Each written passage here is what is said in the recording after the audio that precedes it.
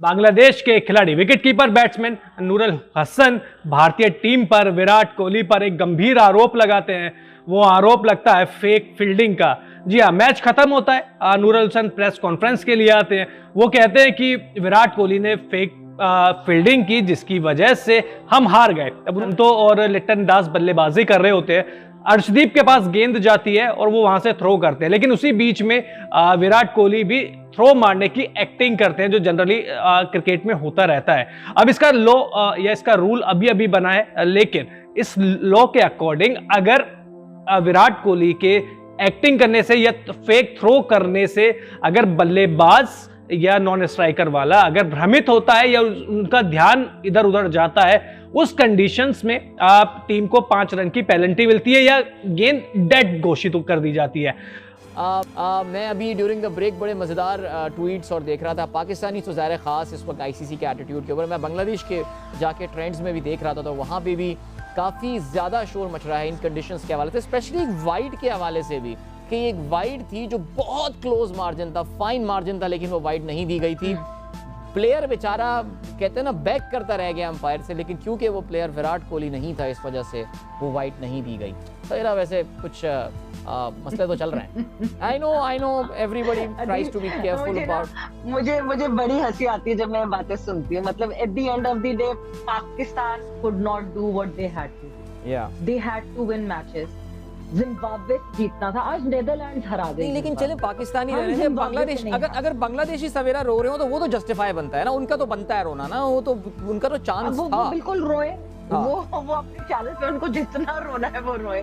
मतलब पॉइंट ये है कि वो अभी आपको जब मैच खत्म हुआ था उनकी शक्लें दिख रही थी, दे वर प्रीटी डाउन, मगर बड़े सही भी थे, नॉर्मलाइज भी थे, नॉट मच डाउन जितना वो अक्सर हो जाते हैं। आपने बहुत दफा बांग्लादेश प्लेयर्स को नहीं, लेकिन मैं अभी सवेरा I was on the Bangladesh Twitter, अभी मैं जब वहां पर था तो वहां पे they are pretty, I mean they are calling it a robbery, यानी उनके साथ जो है ना, उनके अरमानों पे जो है ना वो एक डाका मारा गया है।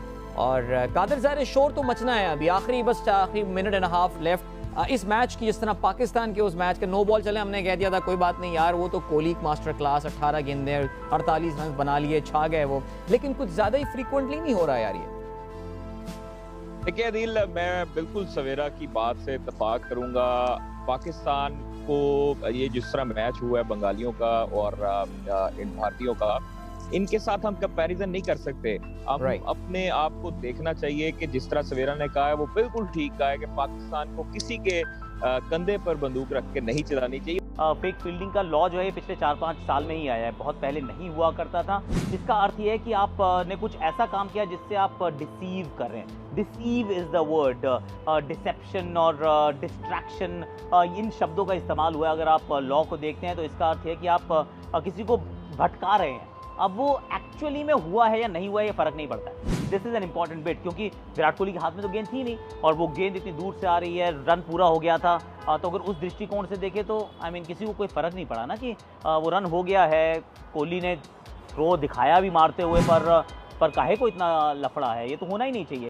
फेक फील्डिंग के बारे में जो डिस्कशन हो रही है कल की, 5 रन वाली फेक फील्डिंग है वो, तो बीरू लोग पब्लिक आपकी राय जानना चाहती है कि कल विराट कोहली ने जो फेक फील्डिंग वाला किया और नरुल ने जो बात करी है प्रेस कॉन्फ्रेंस में उनके विकेट कीपर ने, नहीं, अगर वो उसी समय कंप्लेंट करते या जब उन्होंने किया और जाकर अंपायर को बोलते इन्होंने ऐसा किया है। आई थिंक शांटो और लिटन दास उस वक्त स्ट्राइक पे थे, राइट? शांटो और लिटन दास जो भी थे स्ट्राइक। मैं कह रहा हूँ कि उसी समय अगर वो अंपायर को बोलते तो उसी समय डिसीजन, क्योंकि उन्होंने देखा ही नहीं। अब पछताए होत क्या जब चिड़िया चुग गई खेत। सही बात है। तो मेरा तो यही मानना है, वो अंपायर खड़े हैं, उनका काम है डिसीजन लेना देना। हम अपनी राय जरूर रख सकते हैं वो सही था गलत था, लेकिन एंड ऑफ द डे तो वो अंपायर का डिसीजन है और वो उस अंपायर के डिसीजन को किसी को चैलेंज करना चाहिए। ठीक है, अगर वो विराट कोहली ने किया वो गलत था, बट लेकिन वो अंपायर ने देखा या अंपायर ने नहीं किया, अंपायर को लगा ही नहीं कि यार उन्होंने जो किया वो तब होता है जब आप बॉल के पास हो और आपने स्लाइड मारी और बॉल हाथ में ना और तब पलट के थ्रो मार रहे हो, दूसरा कोई बॉल उठा रहा है, तो वो एक फेक फील्डिंग है।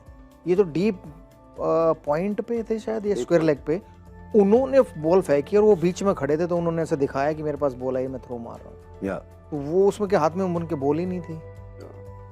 तो सब में आई थिंक मेन तो अंपायर का रोल ही बहुत इम्पोर्टेंट हो जाता है। रूल भी उस तरह से ही है मेरे पढ़ा, आप रूल पढ़ने वाले हो।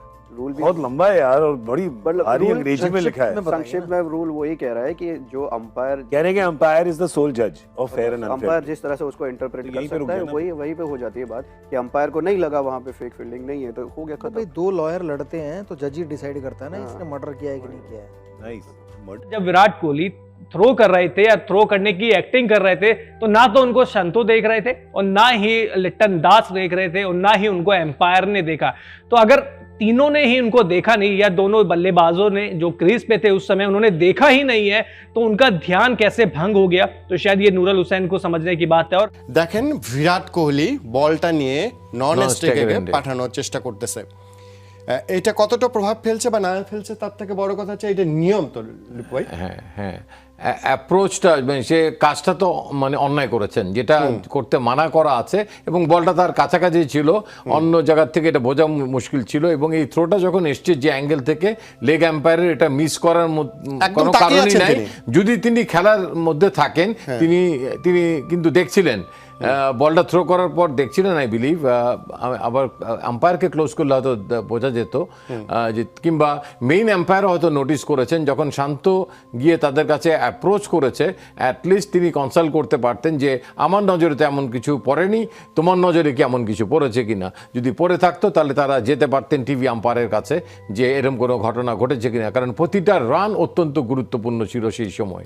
এই 5 রানে কিন্তু আমরা হেরেছি, যে 5 রান পেনাল্টি পেতে পারতো। এবং লিপু ভাই আপনি যেটা বলছেন যে কোনো কারণে নোটিশ নাও হতে পারে ফিল্ড আম্পায়ার, কিন্তু আপনার কাছে টিভির প্রযুক্তি তো এই জন্যই এসছে, আপনি তো সেখানে যেতে পারতেন। আপনি যেহেতু আমরা গত ম্যাচে আমরা দেখেছি জিম্বাবুয়ের সাথে কনফিউশন ছিল বলে কিন্তু আম্পায়ার শেষ পর্যন্ত প্লেয়ারদেরকে বলেছে আমরা একটু নো বল চেক করবো। হ্যাঁ ডেফিনেটলি এটা আমার কাছে মনে হয়েছে যে যখন তার কাছে অ্যাপ্রোচ করা হয়েছিল তখন তিনি যেতে পারতেন। এখানে কিন্তু একটা অ্যাঙ্গেল থেকে আমরা দেখছি, এখানে কিন্তু অনেকগুলো ক্যামেরা আছে মাঠে, 35টা ক্যামেরা আছে, সো দ্যাট কোনো না কোনো ক্যামেরাতে আরও ক্লোজলি দেখা যাবে যে আম্পায়ার থ্রো করার পর থেকে বলটা ফলো করছিলেন কিনা। তাহলে বিরাট কোহলি কোনো এই অ্যাপ্রোচটা কোনোভাবে মিস করার কথা না।